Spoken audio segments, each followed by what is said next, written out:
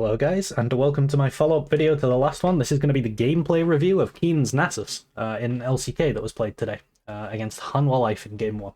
So, I'm going to be talking about some of the things that he did well on Nasus, some of the things that he didn't do so well on Nasus. For context, I'm a master tier EMax Nasus main. Nasus has been my main for quite a while now. I made a lot of content about EMax Nasus, talking about how to play different matchups, rune choices, that sort of thing.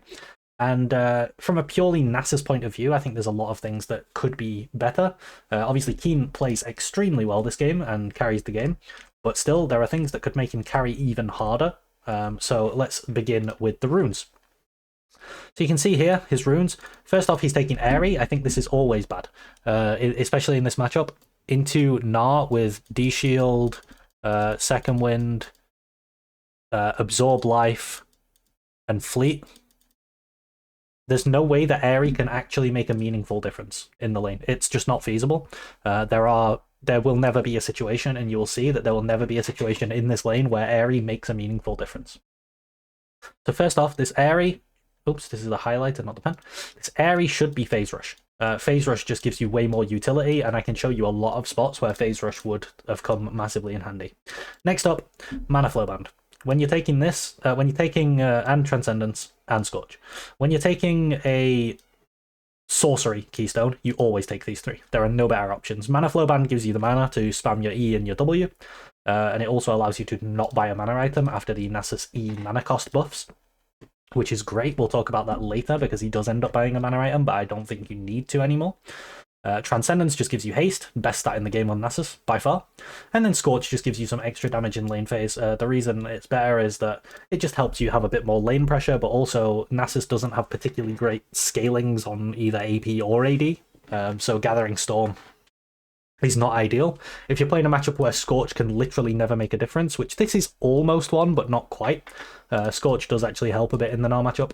But there are some tank matchups, Mordekaiser, for example. You play against Mordekaiser, it's never going to make a difference whether you have Scorch or not. So you just take Water Walking, and then in your Baron and Dragon fights, you have extra move speed. Now, the other thing you can do is, if you don't need Phase Rush, it's a little bit greedier, because Phase Rush gives you a lot of safety. And we'll see very quickly an example of where Phase Rush would have given Kiin a lot of safety. What you can do is you can just go Precision instead. So let's talk about the difference between Precision and Sorcery. So first off, Phase Rush becomes Fleet. Now Fleet, it gives you extra sustain, but overall you use it mostly for the move speed, and the move speed is a weaker version of Phase Rush on a lower cooldown. So you can more frequently get a less powerful move speed steroid. They're pretty comparable. Sometimes you need the high cooldown long duration and more powerful one. For example, in the Aatrox matchup, right, you can use the Phase Rush to run out of the W. In the Darius matchup, when he pulls you in with his E, you can use the Phase Rush to run away. These are matchups where the Phase Rush really comes in handy. In the Gnar matchup, the extra sustain from Fleet is actually really nice because he's a poke champion. And also, you don't need your Phase Rush. You can just use Fleet instead. Okay, so when you run Fleet, your Mana Flow Band becomes Presence of Mind. These do pretty similar jobs, and they're pretty similar in terms of power. There's not a big difference between the two. Your Transcendence becomes Legend Haste. Again, these do very similar things. Legend Haste gives you 15 haste, Transcendence gives you 10, but Transcendence does apply to your ult, whereas Legend Haste doesn't. But your ult CD is so low anyway that you don't really need the Transcendence to apply to it. So already these are doing very similar things, right? And then finally, Scorch. This becomes the best rune in the entire game in Cut Down. This rune gives you 8% more damage to anybody above 50% health or higher, which is where it's most important. And if we look across this game, every single player in the game that is running the precision tree in any shape or form, which also happens to be every single damage champion in the game, right? This one, this one, this one, this one, this one, and this one. The only damage champ in the game that doesn't have Cut Down is Nasus. That's because this rune is completely overtuned. So I would like to see Kiin go Fleet here with POM, Legend Haste, and Cut Down. Now for the off tree, he correctly takes Approach Velocity. This rune, it should be taken every game. It gives you 15% move speed. whenever you wither someone when you're running towards them. It's absolutely necessary, and this allows him to swap the nerfed version of Ghost, which is no longer as good, for Flash. Because he gets the extra move speed running towards people with the approach velocity. What we used to do was take the not nerfed version of Ghost, and then we could run Resolve and make ourselves very tanky, because we have Ghost on a low cooldown with a long duration, but now it's on quite a high cooldown with a short duration, so you don't do that anymore. He also takes Biscuit. This rune is absolutely not needed. You do not need it to get through lane in this matchup, or in pretty much any matchup, and there is a rune in the game that is so broken on Nasus that I just have to talk about it. This rune is Triple Tonic. Triple Tonic at level 3, it just gives you 40 gold. That's fine. At level 6, it gives you 20 AP on a potion. It's pretty nice for your level 6 all-in if you ever do it, but what matters most is at level 9, you get 1 skill point. Now, this 1 skill point on Nasus is huge because his entire kit scales on his skill points. He's more XP reliant than any other champion in the game, apart from like maybe Kale, because every single one of his skills, his Q, his W, his E, his R, they all get so much better as you put points into them. What it also allows you to do is it allows you to have rank 5 Wither at just level 12. And this is crazy, because normally you wait until level 13 to have it, but you have it 1 level earlier. And it also lets you have rank 5E or Q, 5W, and then 4 in the other E or Q, and also 3 in R at level 16. So you're basically maxed in all your spells by level 16. It's really, really good. Yeah, it's just very good. So I think this should be Triple Tonic approach velocity instead of Biscuits. Finally, we're playing Haste, Adaptive, and Health. Now, when I play EMax, right, I play E to 5. But the other viable thing, I do E to 5 into W to 5 with Q at 1. However, in a lot of matchups, and mostly in range matchups, right? In this is one where you can definitely do this. You can do E to 3, Q to 3, W to 5. And when you do this, what you need to get your E to 3 to hit your wave clear breakpoint, where at 3 points E, it will clear the backline minions, which is what you want for wave control, to be able to crash when you need to crash. To get your resets in, to get you through the early game, what you need is 36 AP. Now, this adaptive shard gives you 9 AP. Okay? The Doran's Ring gives you 18 AP. So you're at 27 AP. Now, if you buy a Dark Seal, this gives you, I believe, 15 AP, right? So with these together, the 15 from Dark Seal and your 27 from your runes and your D-Ring, you are set to 42 AP, which is greater than 36 AP. So you hit your wave clear threshold with a Dark Seal. And that is why, on this rune setup, taking this shard allows you to just go Dark Seal. Now, what I do is I go Amp Tome, because I'll show you here, right? If you do D-Ring, Dark Seal, and you do double you do double scaling health. That's what I really like, double scaling health. It gives you a lot of HP and makes you very durable. So you get 18 here and you get 15 here. This puts you at 33 AP, which is less than the 36 AP break threshold you need. So what I actually do is I do Amp Tome, and then I build this into Haunting Guise or Oblivion Orb.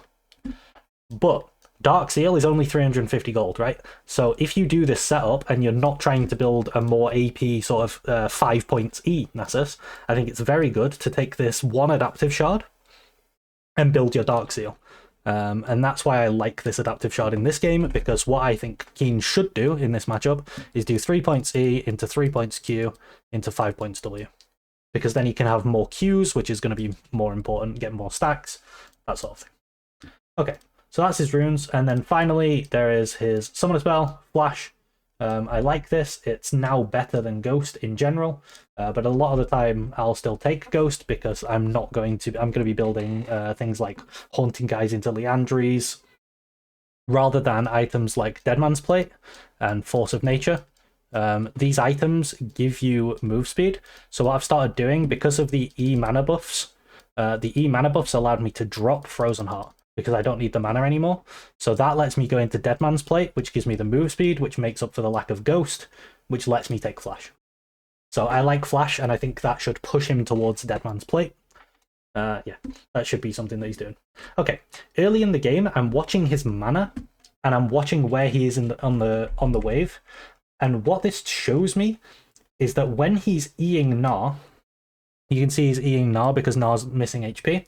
When he's Eing Gnar, he's also hitting the wave with his E. Now you can't actually see it in the game because the camera doesn't pan top. But what this means is that this wave here is either going to push, or if Gnar does anything at all, because Gnar overwhelmingly has control of the wave by being a ranged champ in this lane. If Gnar does anything at all, what Gnar can do is either get it to hold here or hold somewhere in the middle. And what this lets happen is that Sejuani can path into top and gank Nasus before Nasus can get his first crash in. And this is Nasus' most vulnerable state in the game. If Nasus gets a good first recall, then the rest of the game becomes very, very, not easy, but like much easier, right? So I was already looking at this state in the game. You see here, the wave is pushed. Because he actually did get a crash in, but now you would have to, because it's now bouncing off the tower, now you would have to stop pushing altogether. Gen G even get this ward here, which shows them that Sejuani is pathing top. So Kiin knows that Sej is going to be top, likely around the 3:10, 3:15 timer. Okay, so Kiin needs to let this wave come into him so that he can catch it under tower without dying to the gank. The other thing is that because he's running Airy and not Phase Rush, he's much more susceptible to a gank than he would be otherwise. But you can also see that the Airy has not done anything, right? Doran's health is nowhere near low enough for Airy to have made a difference. So what ends up happening is that because of the way that Kiin is actually Eing the wave and Gnar, by the time Sejuani comes top, look where the wave is, right? This wave is here, but where we would want it to be is here, and Kiin is catching it under his tower. And that allows Peanut to just walk in. Now, here, in this spot, Kiin is absolutely fine if he's playing PR. He hits this E, and now he can just auto Q or auto W onto the Gnar. It would proc his phase rush, and he just walks out. However, with Airy, what ends up happening is exactly what I said was going to happen. See, phase rush would proc here, but Sejuani just walks in, and they just kill him. And Kiin just dies for free, which is a very, very bad start to his game. He ends up buying Dark Seal, but then sells it as well. So this is the next thing. He needs that Dark Seal, because Dark Seal gives him that E wave clear threshold that I was talking about. But he ends up selling it, which means that in this game, his E, for the rest of the game, right, as soon as he hits level 5, his E will no longer kill the backline creeps. So his wave control is much, much worse. He has much lower say over where the wave is in the lane, which allows Gnar to put him in bad situations like that more often. It's harder for Kiin to actually push the wave out. Okay. Not a lot happens in the laning phase now for Kiin. He's just playing a very slow game. Sejuani, with the top prio that he has, gets grubs. I also think that if Kiin had the wave clear breakpoint, then potentially he could have demanded prio over Gnar. That's something you can do quite often with 3 points E and Dark Seal, is you can demand prio, and maybe they could have played for the scrubs. But they don't end up going for that, which is fine. They're playing a game where their comp massively outscales because they won draft really hard. If you've seen my draft video, you'll see why. Sej is ganking bot. Nasus is just farming top. Now, what I want to do is find a frame where this sort of champion thing in the bottom goes on to Nasus. I want to talk about some spells. Come on. Go on, Nasus. So what I want to talk about is Kiin's ability max order. Aha. Okay. In this spot, Kiin makes a mechanical misplay. Let's talk about some Nasus mechanical misplays, right? So here, first off, at this point, at level 9, Kiin, I believe, has 3 points in his E, he has 4 points in his Q, and he only has 1 point in his W and 1 in his R, right? That's his ability layout. What I think he should have is 3, 3, 2, and then you'd have a slightly more powerful W, which would help him chase this down. However, it doesn't end up mattering. Gnar dies anyway, but at this point he should have already started maxing his W, because W is Nasus' best spell, especially in a game with Zeri in it. Now, what Kiin does wrong here, if you watch when he walks up, he's going to walk up and Q the Gnar, and then he's going to press R. But this is really bad, because what happens when Nasus presses R is that his Q cooldown is halved. So if you R Q, your next Q comes out twice as fast as if you Q R. And you'll see he actually misses 12 stacks here because of this. So he walks up, spaces the Gnar ult correctly, he walks like down here and then back in. He Qs him, and now he ults. Because he ults to tank the tower, right? He's going to have to ult here. And then he follows up, and he doesn't have his Q. But he would have his Q back again if he ult Q'd. You see now he has his Q back for the minion. So yeah, that's a small mechanical misplay that he does. Next up, back onto his max order. Let's talk a little bit about why I think the max order should be as it is. Okay, there you go. You can see here. So Kiin has 4 points, 1 point, 3 point, and then at level 10, he's going to put 5 points here. Okay? So he's going to have 5 point Q, 3 point E, 1 point W. And at level 11, he's going to put a point in his ult. So he's going to have W1 until level 12. Now, level 12 is when I think you should have W5, because moving into mid-game, W is what you pick Nasus for, right? You W someone, the Nid Spear hits. You W Zeri, she can't play the game. You W Corki, he can't play the game. You W Sedge, when she doesn't have passive, she can't get out, right? W is what you pick Nasus for. So he should have 5 points W by level 12. What he's actually going to have is 2 points W. Part of that's because he didn't take triple tonic, right? But yeah, you'll see some examples of where like a stronger wither would make a huge difference in this game. Whereas if you like by putting these 2 extra points into Q, right? Inside your ult at 3 points Q, your Q has a cooldown of 1.9 seconds. And I've actually done a video about Nasus max order if you want to go watch that. But yeah, 1.9 seconds. Okay, if you put 2 more points in to get it to 5Q, I think it goes to something like 1.3 seconds, which is like, yeah, it's lower, but it's not meaningful. The other thing you do is you get a little bit of base damage. You get the equivalent of 40 extra stacks. Now, 40 stacks, when you've already got 168 stacks, yeah, I'm at 208 stacks instead of 168, or I could have a 95% slow instead of a 47% slow, right? Like, getting that 95% slow, I explain in my max order video as well why Wither gets exponentially better with each point you put in it. So yeah, go check that out if you want to know more about Nasus max order. Okay. Next up, he completes his Triforce, which should be his first item. That's good. And then I think his second item this game should be Dead Man's Plate. The reason being, he doesn't have the move speed from Ghost. It allows him to close the gap, because the difficult thing for Nasus, why you would run Ghost, you can kind of use Flash, but once you get your W onto their carry, you can use Approach Velocity to give you the move speed to stay in range to get the next W, and then stay in range to get the next W. But getting this first one without approach velocity is difficult. Now, Dead Man's Plate gives you the out-of-combat move speed, as well as just a flat move speed. So this lets you get into range to do the first W, and this lets you start chaining Ws, because once you have rank 5 W as well, this is the other thing, his W cooldown right now is going to be around 10 seconds, whereas once he gets rank 5, it goes down to 6 seconds. And he can just chain W into W into W into W. And he can just keep going with it. So yeah, I think Deadman should be a second item, but what he ends up going for is Frozen Heart. Now for the rest of this game, or the rest of this mid-game, he does the correct thing. The objectives are what he's playing around. He notices that his team can't get the second Drake, so he just stays in the side lane and stacks, and now he stays in the side lane and stacks, and he's playing for this third dragon. Now here, let's look at this spot, okay? So Kiin at level 12, if you remember, this guy has 5Q, he has 2W, he has 3E, and he has 2R, actually. 2R. Okay?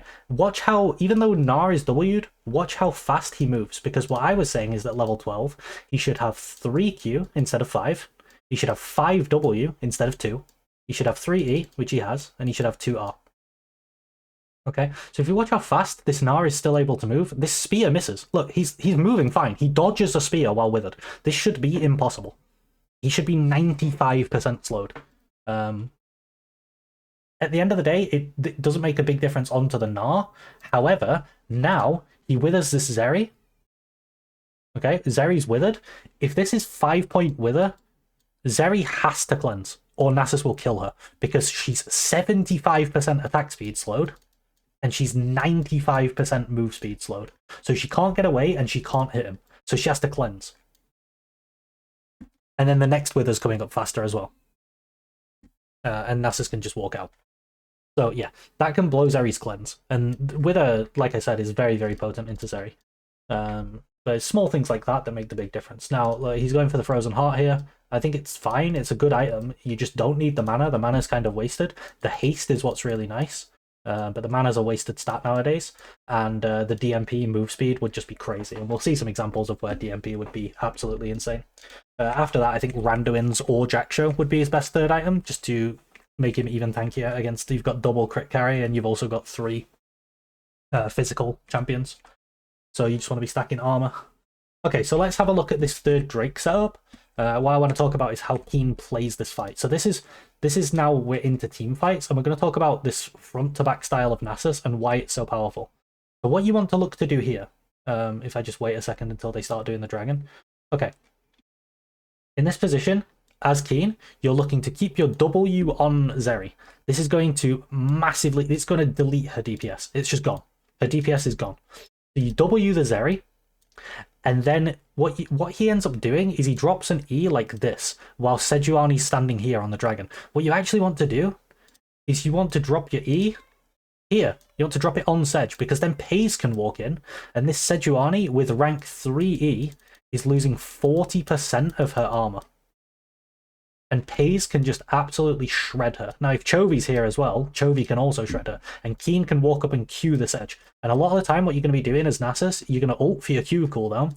You're going to W their carry. You W her. And then you'll just E and melt the front line. And that's why it's called a front to back, right? You kill their front line, and then their back line falls as a result. But what he actually ends up doing, the thing I don't like is his E placement. So his W is great. He W's the Zeri. She has to run away. The spear hits her because she's W'd. That's good. And here, so you see here, he drops his E here, but this E should be on Sej because Paze wants to walk in and hit Sej.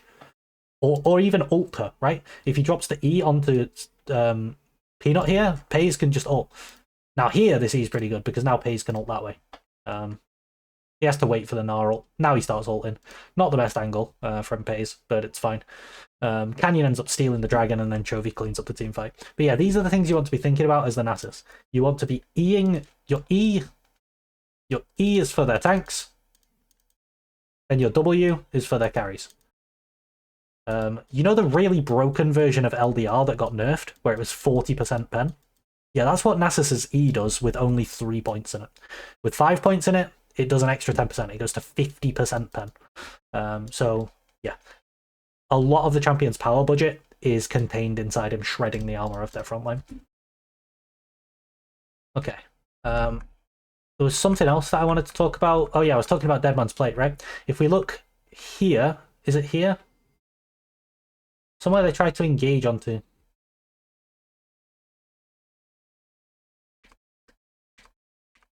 Maybe it's later in the game. Somewhere they try to engage onto Kiin. And this is where I want to talk about Dead Man's Plate. Maybe it's here, while they're sieging mid. What Kiin does here is correct. He pushes in the side lane, gets all the stacks, and then rotates into his team to play with his Baron. I really like this. Here, they try to engage on Kiin. Okay? Now imagine this Frozen Heart here is Dead Man's Plate. Okay? So he's got the really high move speed out of combat, and he also has... Oh, the other thing that's good about Dead Man's Plate, by the way, we have Gnar Q slow. We have this slow, Sejuani W slow, Sejuani R AoE slow. We have Corki W slow. We have Zeri W slow. Right? There's a lot of slows in the game, and it gives 25% slow resist. So another reason that DMP is really, really good. I think it's probably the best generic armor item on Nasus. Really nice flash. He flashes the Sejuani ult. Now, what he can do here is wither Viper. He actually withers Peanut, which... okay, this is really bad. He W's Peanut, but Peanut has the Sej passive, which makes her immune to slows. So his W does literally nothing. Whereas if he withered Viper here, that would be the correct W target. But in any case, in this scenario, I'm sure you can see, imagine he's running them down with Dead Man's Plate to get into his next W range. he would actually get in range, and then one person is caught out with the really low move speed, and Genji can collapse on this with Rel, with Nidalee Spear, etc. But because he doesn't have it, look, he can't actually get into range to do his next W. He can never actually get in range. You see what I mean? Whereas with Deadman's Plate, he could chase these guys down because he's going to be like 100 move speed above them with Deadman's Plate.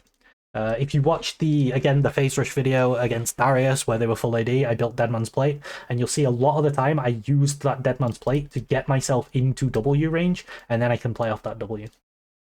So yeah, this is an example of where Deadman's Plate would be a lot better than Frozen Heart. Aside from that, the rest of the game closes out really cleanly. I think he plays this fight very, very well. You see here, he withers Zeka, so Zeka can't output DPS onto him, and then he goes on Delight. So now their front line crumbles, and because their front line is crumbling, so here what I think he should do is wither Zeka, and then he should E this Sejuani and turn onto her with his team.